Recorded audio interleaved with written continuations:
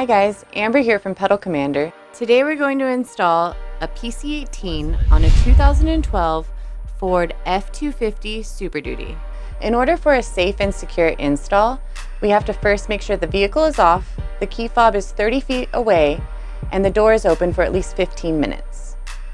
Step 1. We're going to disconnect the OEM harness from the gas pedal sensor. Step 2. We're going to connect the Pedal Commander to its corresponding locations and make sure that you hear a click at both the male and female end. Step 3 is to route the Pedal Commander harness so it does not interfere with any day-to-day driving. Step 4. Mount the Pedal Commander unit to its desired location using the provided bracket and double-sided Velcro tape. Or put the Pedal Commander unit up under the dash to use its full Bluetooth capabilities. Step 5. Turn the vehicle on. If the Pedal Commander does not power up, then press the start button and enjoy safely.